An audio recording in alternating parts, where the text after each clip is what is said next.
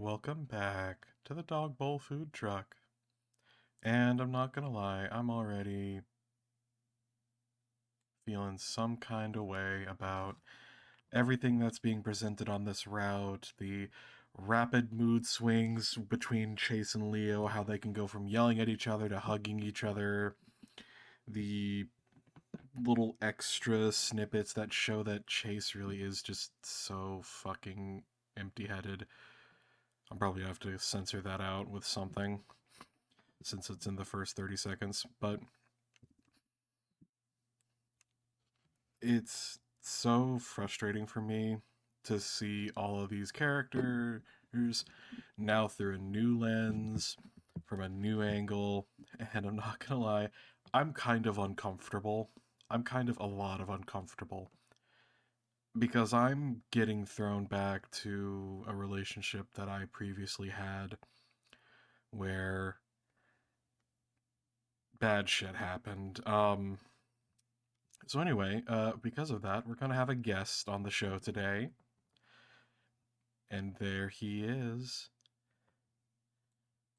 Behold my comfort, Carl. My comfort little baby man. Little man. Uh, if things get a little spicy, Carl will be removed. But otherwise, he's just there. He's just there to sit. Really, Chase? What? It's a weird name. If you recall, we had just gotten back to Carl's Shag Shack. Oop, cover your ears for that one, Carl. I'm sorry. Uh, we had just gotten back to Leo's house, and we had met his neighbor, Kudzu, the raccoon. I sniff, but instead of the scented candle smell I thought I'd get, I'm instead met with the acrid smell of cigarette smoke. Ah, hate that. It doesn't look the same either. It's all a bit empty compared to when I was last here. It makes sense, I guess, with Leo's parents and siblings gone. I tell him what a great guy you are for the past 2 years, and that's his first impression of you. Well, I'm sorry, what happened to the old mouse guy? Charlie? He died a few months after you left. Cud moved in a few years ago. Oh, well, he seems a little grumpy. Yeah, if he was Animal Crossing, he'd be a cranky neighbor. He is, but he's a good guy. Been through a lot. Leo sets the bag down on the kitchen table, pulling out the cake and gifts. So why'd he move here? Said he likes the isolation. He works in Baton. Some things happen in the city and he wanted to get away. Leo ruffles through the plastic cups and gifts. I forget what country he's from originally. His full name's Kudzu. How old's DJ again? I think he's 20, but he doesn't drink anyway, if that's what you're wondering. I don't know. People change a lot in a few years. That's, that's a bit of a loaded statement, isn't it, Leo? Anyway, let's go to my room. Got a message, Carl.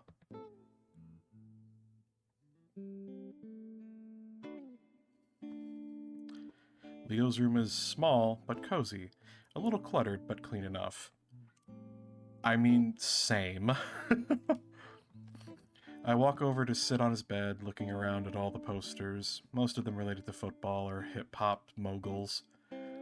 He's had most of these since high school. Kept the same room, huh? Your parents' room is bigger, isn't it? Yeah, well, I'm used to being here. Will be kinda weird hanging out in my parents' room anyway. Besides, he plops down next to me, bouncing me up and down on the bed. I don't really need the space. So, what do you do around here? It feels kinda empty. I'm really only here to sleep. Otherwise, I'm on the computer. Yeah, okay. Oh, sorry, Carl. Sorry, Carl. You're already gonna have to. Sorry. Go play with your Lucha Lobo action figures in the other room. I'm really only here to sleep. Otherwise, I'm on the computer. You know, porn. He looks at me and grins. I look over at his computer. It's got a nice chair, and I can guess what the box of tissues next to the monitor is for. Oh no, is this the scene? Is this the scene? Have I caught up? Oh no!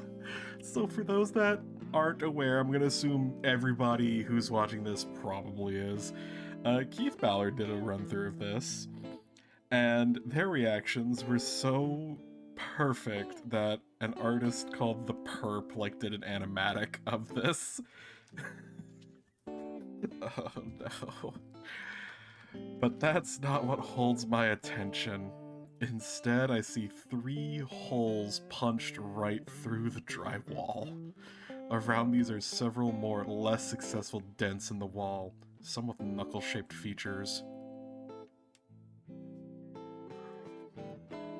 Holy shit. Leo's ears fall flat and he lets out an embarrassed laugh.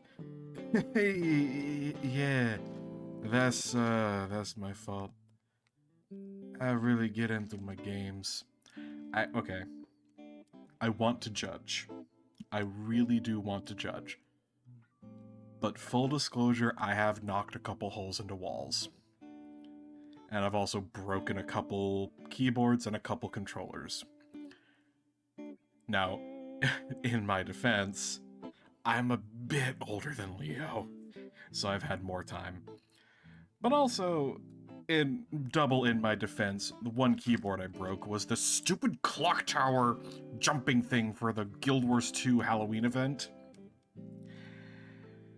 And the biggest hole I knocked in the wall, where you can very...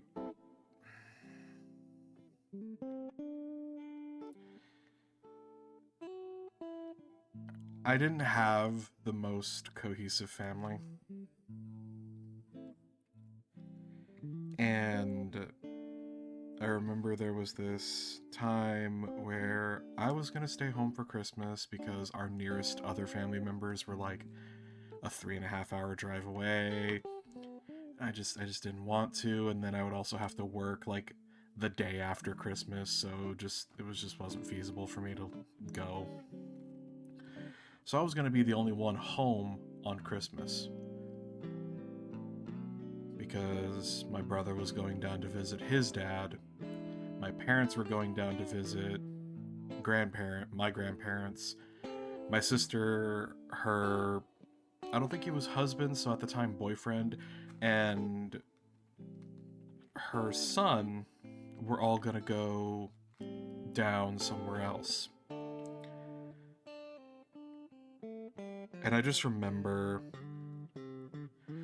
hearing shouting, waking up, and seeing my mom trying to coax my brother down the hallway, telling him, hey, calm down, and him being all up and angry and being like, oh, well, she needs to learn how to raise her damn kid.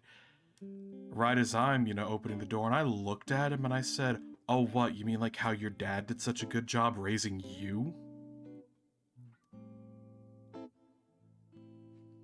And I granted, not a very nice thing on my part to say. He turned around and he raised his fist at me. But Mom was standing right there, and he would have absolutely, elbowed her in taking a swing at me, so he actually had the wherewithal to stop.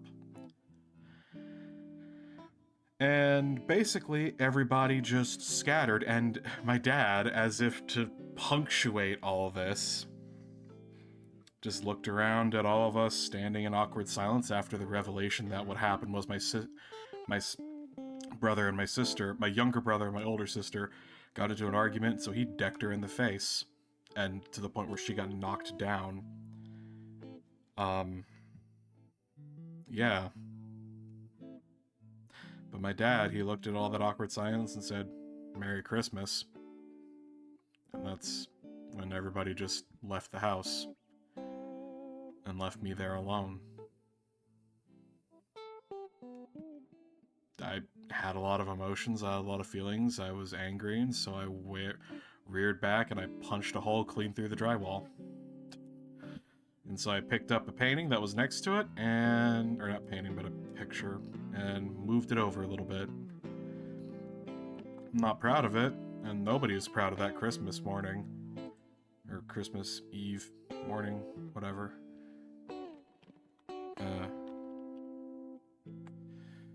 But I mean, all that ends up happening was years down the line. It's a funny story for me to bring up to people, and I say funny because what happened was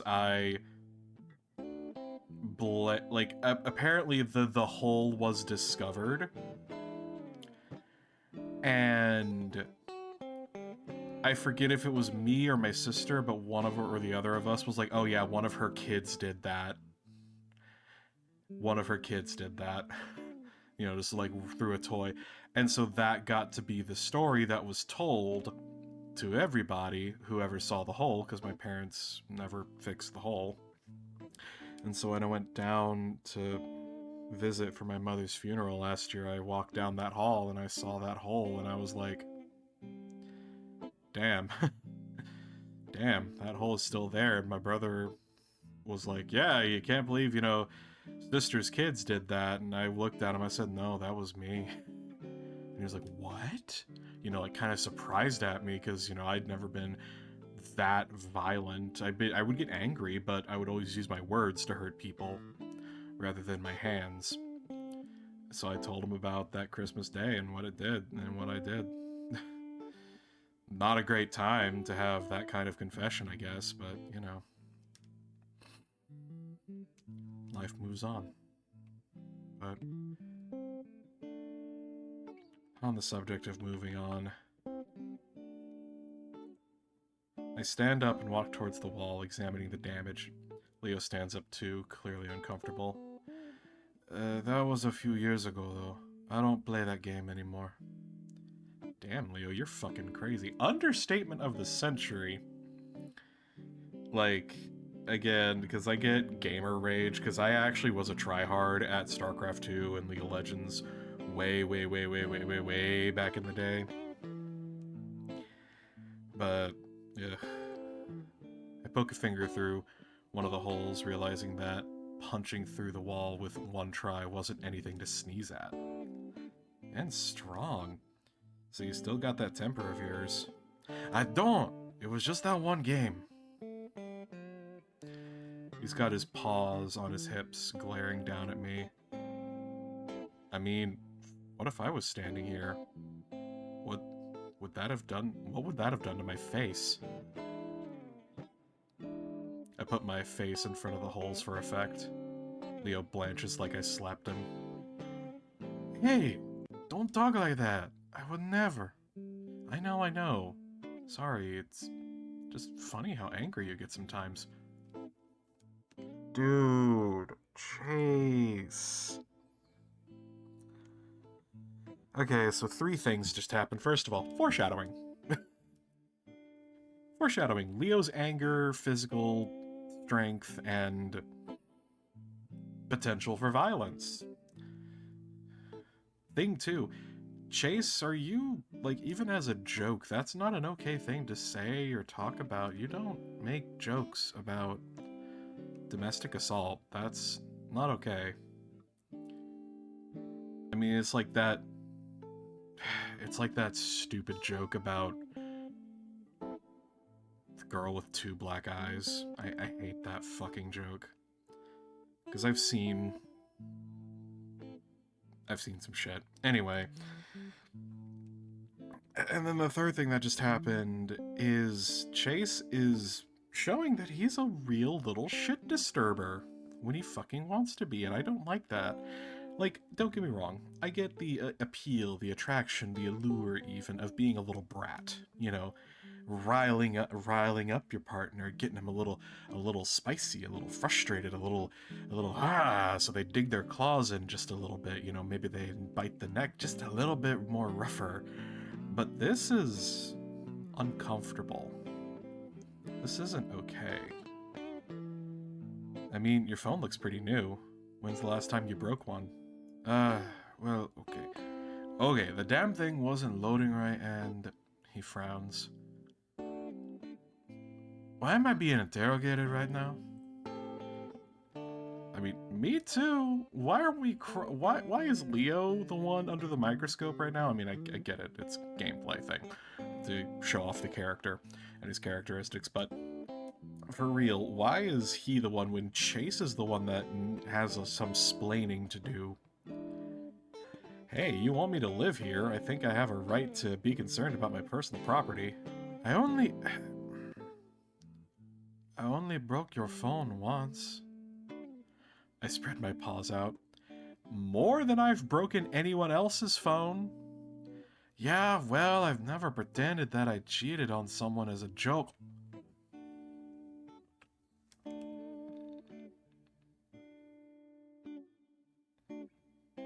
No, breaking your phone, completely fine. Fuck you, Chase. I don't give a shit. I fucking had to watch my mom and my stepdad fucking go through that shit. Fuck you. Don't joke about infidelity like that. My attitude cools a little. Yeah, 'cause you got called out for being a little bitch. Yeah, well, high school, you know.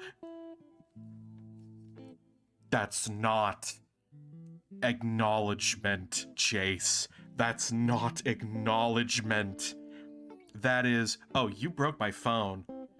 Oh, you broke my phone. I only did it once. Well, that's more than I've broken anybody else's phone. You pretended you cheated on me. Well, I was just a stupid kid in high school. That's not acknowledgement or acceptance of your actions, Chase. I don't care if you were in high school. My fucking first boyfriend was in high school, and he was the most horrendous, vile piece of shit that I have ever had the displeasure of speaking to. God.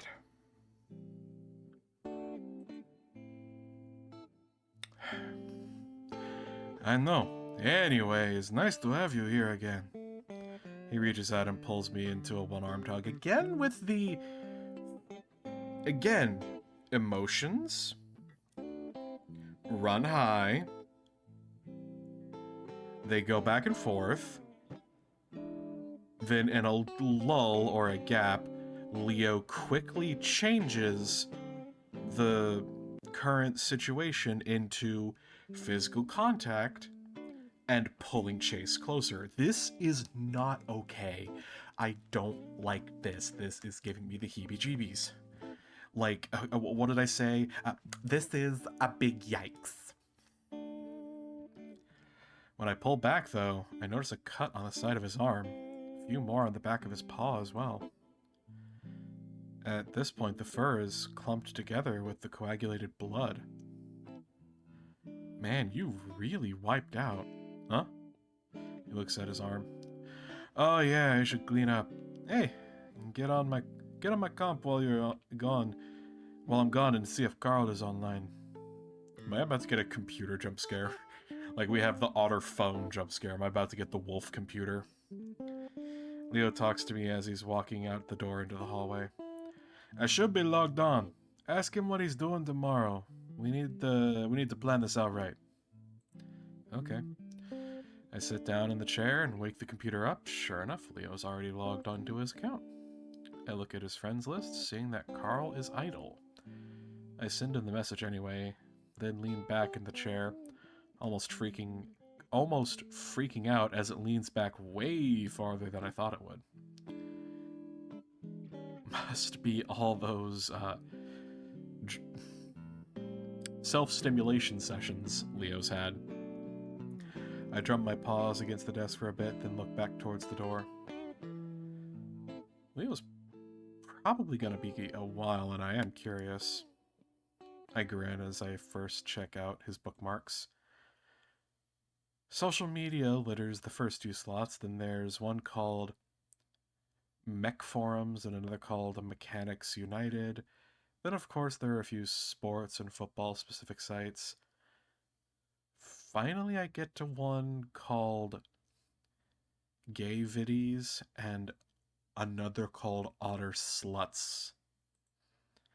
I snort loudly at that one. I click on the history tab next. No, you are the worst. Chase, you're the worst. How are you? Like, through all of Carl's route, I was just frustrated because Chase felt sort of empty headed, right? Chase felt a bit of an empty headed, not really thinking about how his actions would, you know, like how they would pan out, and also just not fully accepting things that he had previously done, which now I'm seeing is just a pattern. But on this, he's a little shit. With this route, he's just a fucking little bastard. I scroll through it for a while, the first 50 or so relating to some DJ or hip hop artists. Finally, I see the word chicken and know that I'm looking at one of Leo's adult content sessions. It's pretty standard stuff. Um, Back, front, making out. Oratory experience, but that's when I start seeing a pattern. Gay otters. Otter hindquarters, male. Male otters, tail raisers. Otter oratory experience. I raise my brows and click on the search bar for the history, typing otter before hitting enter. The results spill down the window, the scroll bar small enough that I have trouble clicking on it to pull it down. Was Leo only into me because he had an otter fetish? But I think you got it the other way around. He has an otter fetish because of you. I start to feel a little depressed as I scroll through the results, and that's when I notice another pattern. At least half of the results have wolf in the search phrase. And not just that.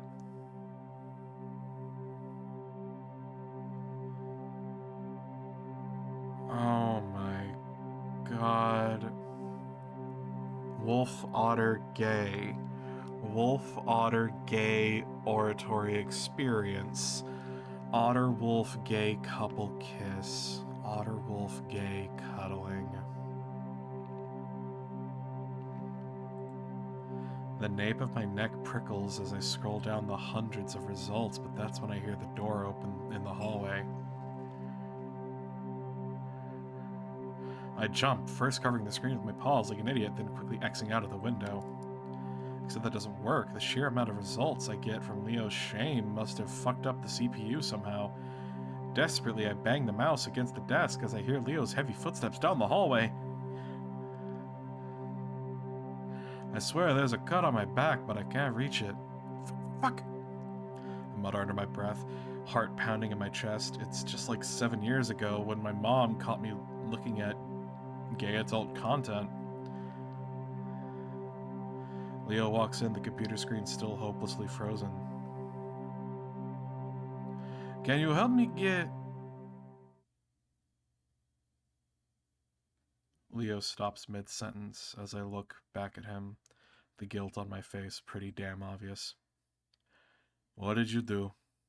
You know what?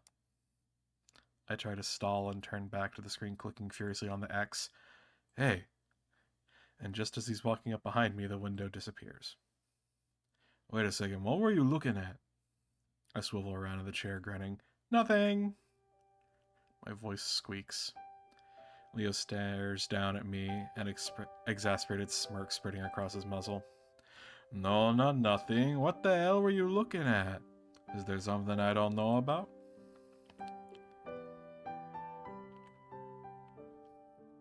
But I get up and pretend to stretch, moving towards the bed.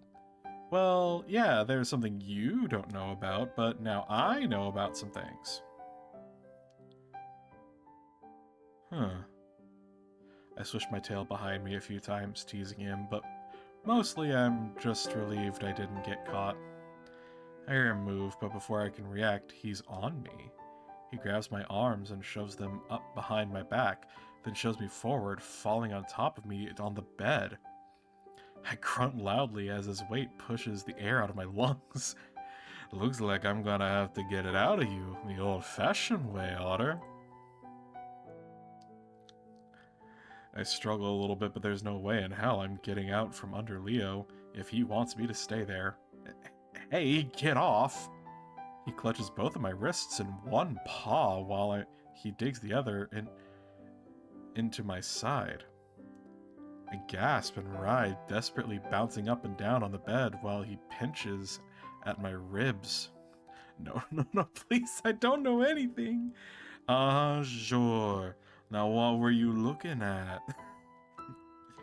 He leans in harder on me, and I feel his hot breath on my ear, nuzzling at it, only making me laugh and squirm harder.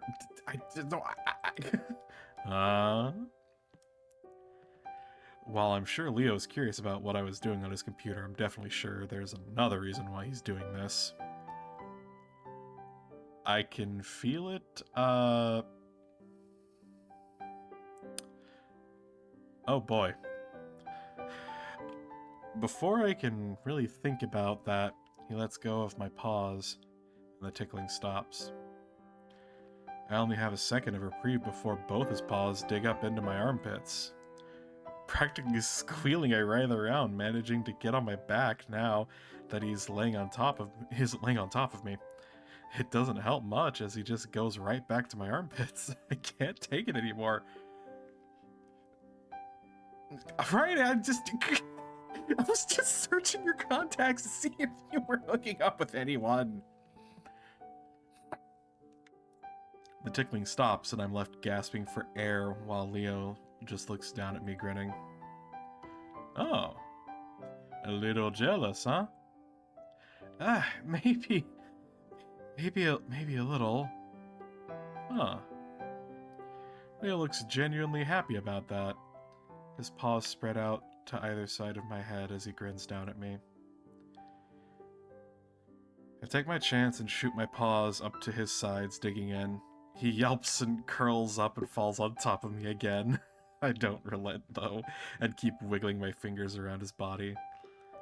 Obviously he's letting me win, but it's still fun seeing him melt into a twitching pile of giggles. He rolls to the side of me and I get up on top of him, pretending to wrestle him down like I'd done hundreds of times before. He playfully fights back, but he's grinning up at me with a dopey tongue out of the muzzle expression. On a whim, I plant my knee on his crotch. I'm not sure why. Probably to let him know that I knew. Or maybe it was a way of to get back at him for getting pleasure from this. He yelps again, this time a lot more loudly, and folds up, pushing me off to the side of him. Fuck! We both lay there, side by side, panting and sweating a little, my head resting on his arm. I think I won that. No way, I got you to squeal. And you cheated when you crushed my dick. Leo reaches over to turn on a small, complicated-looking fan on his bedside table before flopping his other arm over his... How does a fan look complicated? How do you accomplish that? As I stare at the fan, I notice something else is next to it and gasp loudly. What? Is that a fucking gun? Oh yeah. It's real? Yeah, of course. I turn my head to stare at him. Why? You just leave it out here in the open? I'd never thought of Leo as a gun person. From what he told me, he hated guns. Well, my dad has a bunch, and when he left, he gave me one for protection. Wow. Do you really need it? A few people in this town, well, you know. I think I know the people he's talking about. Have you had to use it or something? I mean, it's just sitting out. Leo shifts, bouncing the bed. Let's just say some people need convincing when they're trying to cause trouble. And with that, I'm gonna... Oh, oh, yeah, you can get back in. Okay, you can go back in. We're just doing the outro, bud. I'm gonna go ahead and have to call it there for today, so... All I really have to say is that I'm not trying to be mysterious, or I'm not trying to be like, oh, ask me about it, oh, ask me about it, with this X that I keep alluding to. It's just, it's genuinely hard for me to talk about sometimes, and I just don't want to just trauma dump. Especially since, I told that story about Christmas Day on this episode, you know, and that's already something that I've held pretty close to the chest for a while. But I'm kind of using Echo as something for me to finally not come to terms, I guess is not the right phrase, but to finally truly speak out loud and in the open about some things that have happened in my life. And it feels good. And honestly and genuinely, if you I if you are ever in a situation where you feel like nothing you say matters or nothing you've been through matters, just remember that it's not that it happened for a reason, but it happened so you could be who you are today. I was hurt and left alone and sat to the side, and I made mistakes too. I wasn't a great person for a few years there. But because I went through what I did, because I knew what it felt like to be alone, to be made the problem, I slowly began to learn as I came off of that what I desperately was seeking from my ex, from all those older men that I talked to. I learned what I was seeking. And I have learned how to at least try and help other people find what they're looking for. I'm probably not able to give it to people, but at the very least, I want to try and help other people find what they're looking for. But with that, thank you so much for watching.